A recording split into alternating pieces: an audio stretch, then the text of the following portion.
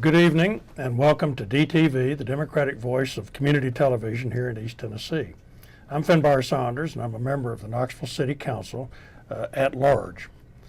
Tonight we're going to take a nonpartisan look at what citizens in Knoxville and Knox County can expect from the city and county administrations as they decide how to spend your tax dollars and what are the needs in the coming year. What do the proposed budgets of 2017 and 18 focus on? What are the priorities for the year? What's the philosophy behind you're putting these budgets together? Who better to discuss this subject than Mayor Madeline Rogero from the city of Knoxville and Mayor Tim Burchett from Knox County. So welcome, Mayor Rogero and Mayor Burchett. Those are the primary questions that we want to address tonight. How did you establish the budget? What are your sources of revenue? What's the philosophy behind them? What are you focusing on this year? And then we'll talk, if we have time, about the capital budgets at the end. So, Madeline, Mayor Rogero, you want to go first? Well, first, thank you. I want to thank DTV for inviting me to be here today. It's always great to join our Knox County Mayor to talk about our city and county budgets and the work that we do together.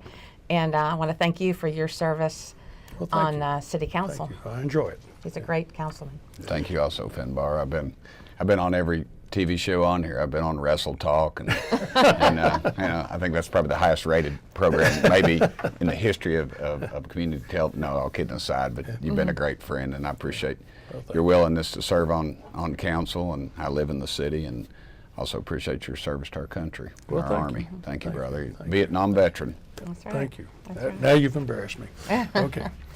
Okay, so the budget. The budget, here we go. So each year when we put the budget together, it's like putting together a puzzle because there are many different needs. Of course, there are always limited resources, and we have to balance the different needs in the community, both what we see day in and day out, and also as we get requests from the community and from our council members to look at certain issues.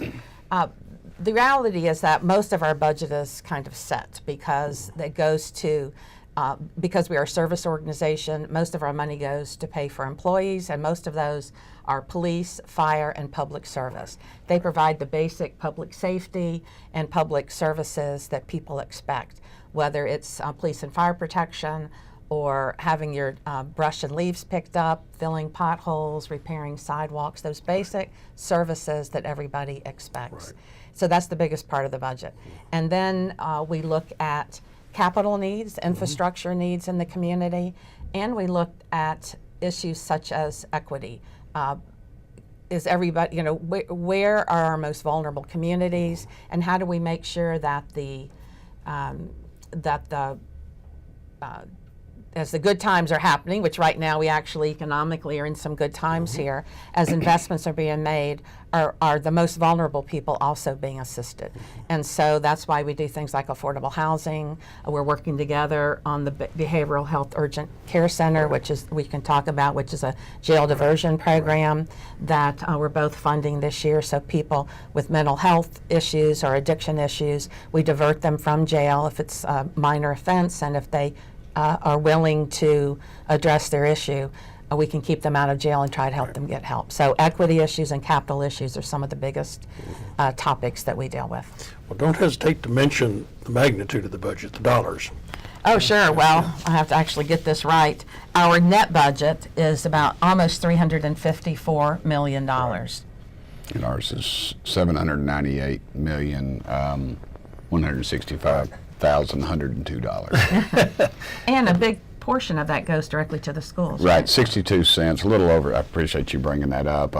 Something we both have to kind of remember is our flexibility in the budget. Our needs and wants, and the public's needs and wants are always fit in. But the schools receive 62 cents out of every dollar, and we've our finance team, I think Mayor Rogero would agree with me, the key is having good finance people. It is imperative. And I spent 16 years in the legislature and dealing with budgets upside down all sorts of ways, and we always, if you had good economic advisors, that was the way to go. But 62 cents out of every dollar goes to our education machine. I wish more of it went to the classroom, but I think we're working towards more of that now.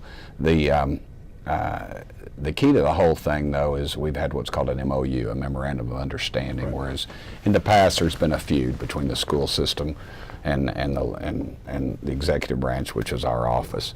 And so what we did was our finance people work with them, so we know their needs ahead of time, and they also know the economic outlook. You know, we work with Nashville closely and what we're expecting, and so there's not really any surprises. There's always a little give and take, Finbarr, as you well know, but generally we work it out, and the teachers have been great to work with, actually. That was something I was warned about, but you know, I come from a family of public educators, have a degree in education. My mama was a classroom teacher and Daddy was a long-term dean at University of Tennessee, so I understand where they're coming from, and we always seem to take them into consideration last, and we try to put them more front of the train than in the back, and so we work closely with them. I think there's an interesting thing there when you're talking about education. Of course, as city taxpayers, we also pay county taxes. Sure. So 62 cents out of every dollar we pay in county taxes goes to the school. For the city itself, a sales tax that we pay, and by state law, which you probably had something to do with, we have to devote 50% of that to the school system. That's in correct. the local county. We, in fact, devote, if I'm not mistaken, about 72 cents. At 72, 73 cents Yeah, on somewhere. every That's sales pretty tax high. Of dollar. your sales tax dollars. Of the sales tax dollars, yeah. Correct. So, in fact, we are big supporters of education. We think, and Mayor, you correct me if I'm wrong, but I can't be, that education is absolutely critical to our young people and to us as we get older and depend on young to support us through Medicare and Social Security. As Yeah, Tom that's right. And even though there's not a line item in our budget for schools, and that's, in fact, as you said, 72, 73 cents of every sales tax dollar that we get goes to schools just right off the top. In addition, we support the schools through the Community Schools Initiative, which provides a place for the kids after school and an outreach to families, because we know our schools can't be successful if there are a lot of family issues that aren't properly addressed. We also focus on making neighborhoods safer around the schools, focusing on where there might be blight, removing it, helping improve the housing around the schools, sidewalks, street lights, things like that. So we're all very much committed to the kids and to education.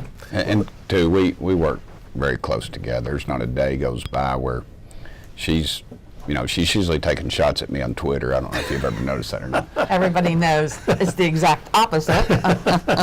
No, we have a good time, but we do when issues come up and businesses come to town or things like that. We are close. We work very close together, and there's no. I can't think of any times in the last 6 or so years that we really had any disagreements, and on those times I've forgiven her, Finbarr. I don't think I'll I had to pursue call him a that. time or two and say, I need to come talk to you. I don't think We I'll always pursue work that. things out. We work it out, We work though. it out. From a philosophical approach, Mayor Rogero, I know you have some issues that you try to address every year as you put your budget together, and I am not familiar with Mayor Burchett's. I suspect they're not that dissimilar. So you want to talk just a moment about kind of how philosophically you begin to build this budget? Right. Well, again, first we have the employees and their salaries, because we are a service organization, Right. both the city and the Both the county. city and the county. And service organizations depend first and foremost on their employees. So a big portion of the budget goes to salaries and to benefits and to those services, as I mentioned, police, fire, and the public service. But we also look at where the needs are. And we know, we have learned over the years that when we strategically invest our public dollars in infrastructure, whether it's roads, sidewalks, street lights, parks, greenways, those public infrastructure enhancements strengthen our neighborhoods and they promote private investment.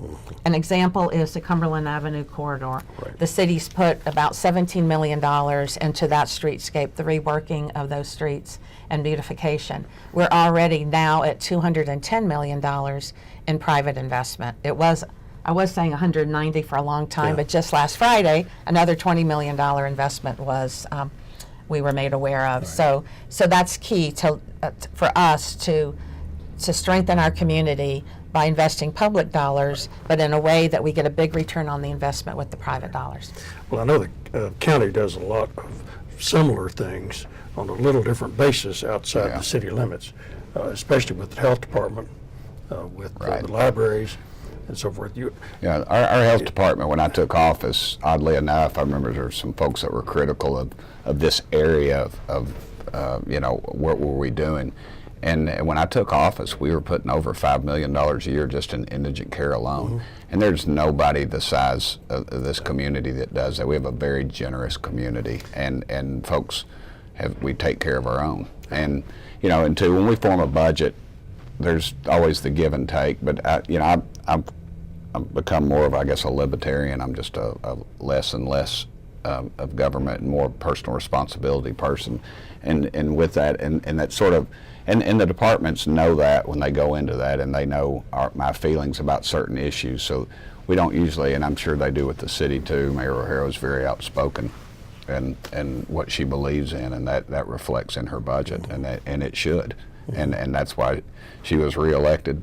I guess unopposed, weren't you? So Unopposed on the ballot. yeah. So and so was I. So you know, I think people understand that and they respect that. So and I think that works very well when we go into the budgetary process. It obviously has. Speaking of that, the sources of revenue for both the city and the county. Tell me a little bit about where we are this year. Obviously, there has been no tax increase on either the city or the county's part, but kind of where you see this going, this economy, and what's going on in our local economy. I come from, of course, 16 years in Nashville. I think I cut ahead of you. I apologize. That's quite all right. But when we formed the budget, we always talk, when I was in the legislature, we used to talk about the high highs and the low lows.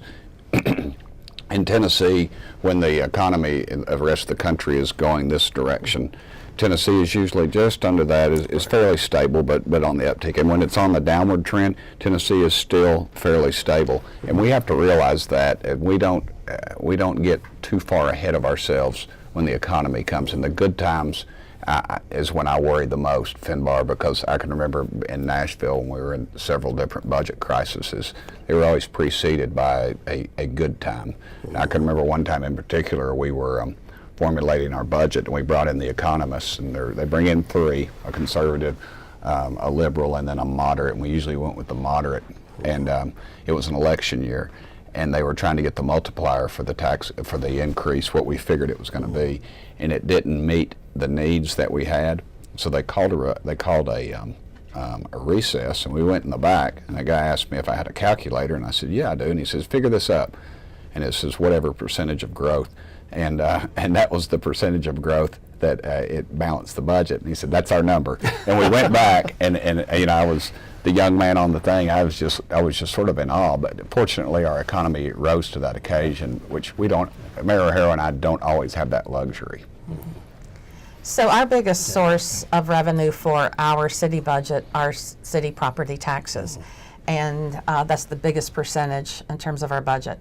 They continue to rise, but it's modest. The larger tax increases this coming year are projected for sales tax, but again, that can go up or down. Right. And so even though the times may be good in some ways in terms of our projected revenues, we want to keep our operating expenses as flat or just slow growth on those as much as possible, because those are the expenses year in and year out that you have to meet. So if you have a good year, you don't want to all of a sudden raise your operating expenses drastically, because you may not be able to meet that next year. So those we're very careful about. When we have additional dollars due to additional revenues, perhaps unexpected revenues, that's where we focus on capital, one-time expenses. And that's how we're able to make a lot of the capital improvements that we have been doing and what we have now announced for the coming year. Yeah, you know, actually, I think when we look at the economy here locally, a lot of people think if they look at the national situation that things are not so good. In fact, here locally, we've been pretty stable, and we've had a decent growth. I think that's reflected in certainly the physical growth in the county and the physical growth in the city. And then that is reflected in the revenue whether it's sales tax or property tax. An issue you mentioned just a moment ago, the behavioral center that's new, the so-called safety center that we've talked about for almost 10 years. We finally have gotten that going.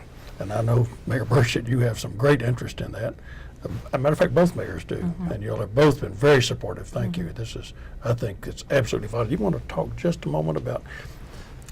So I'll start. It's a county-led project with support from the city. Right.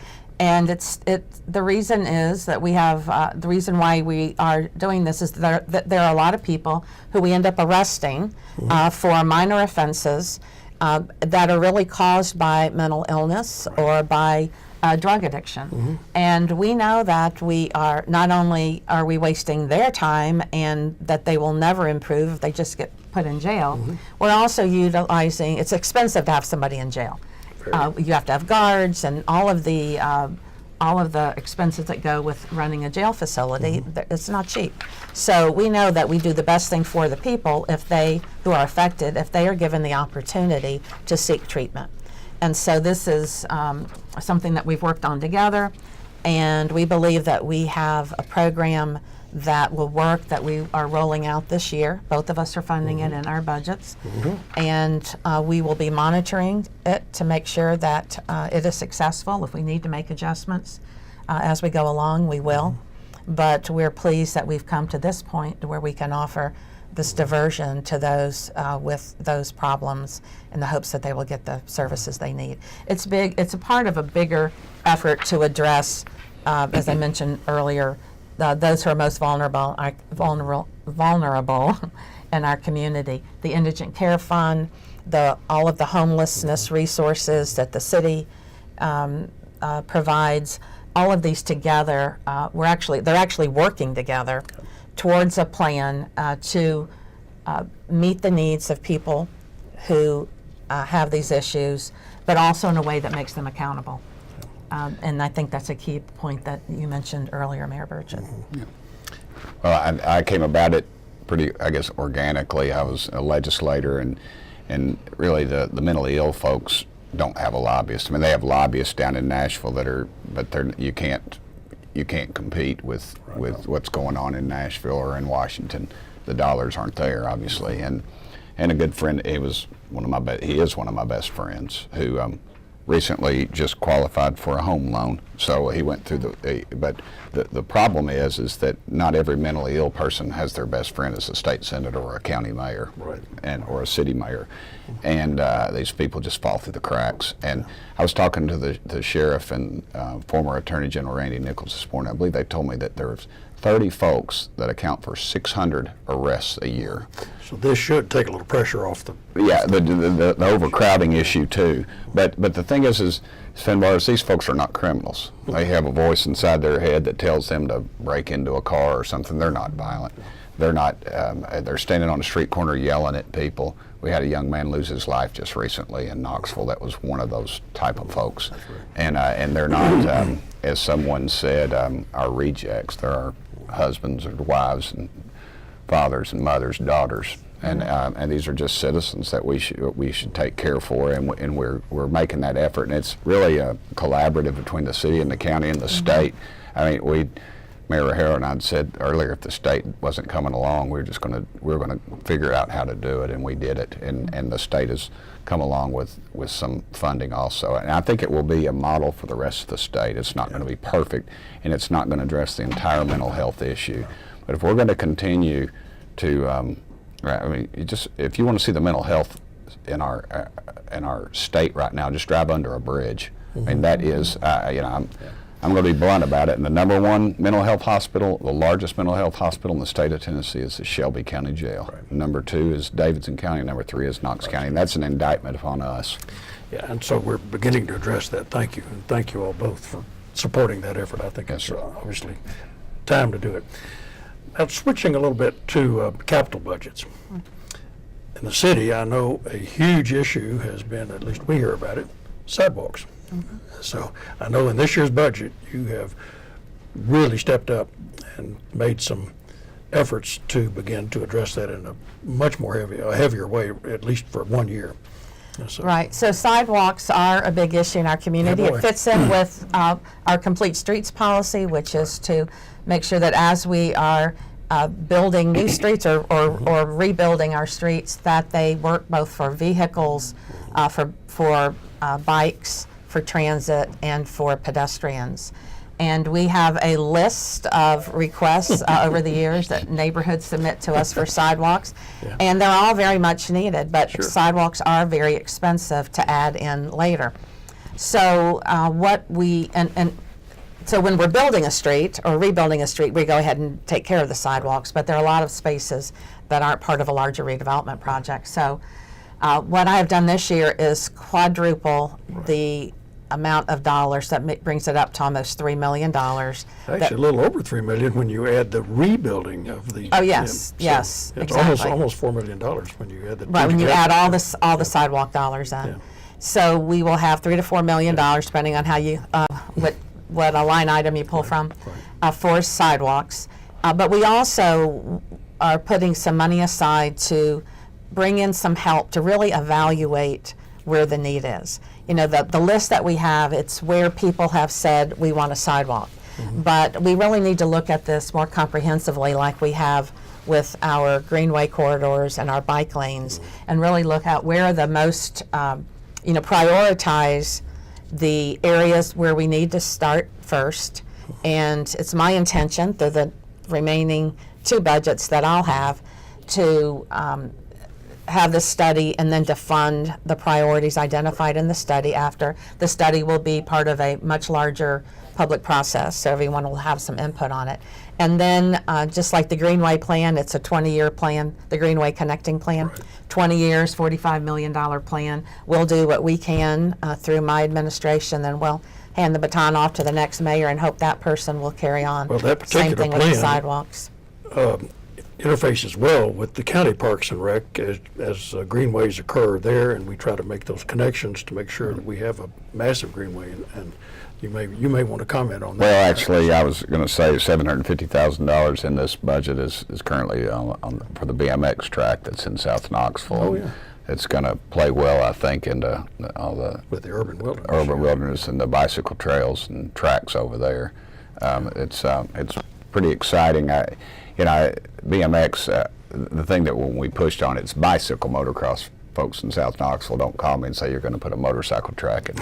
Although I think that'd be pretty cool. I would love to see You'd be that. out there. I would be out there, but they said I could ride in my old antique bicycle. I said it's got more metal in it than a Saturn automobile does because it's a clunker. But anyway, all that's going to work together. We had $36.9 million in our capital improvement plan. $10 million of that, of course, for schools, plus an additional $5.8 million to finish out our Gibbs Middle School and the roads that are around Hardin Valley, and a little over $4 million in capital outlay for the Sheriff's Department. That's, I believe, 45 new cars and body cameras and some other things like that. So, that's, No, I think both budgets actually complement one another.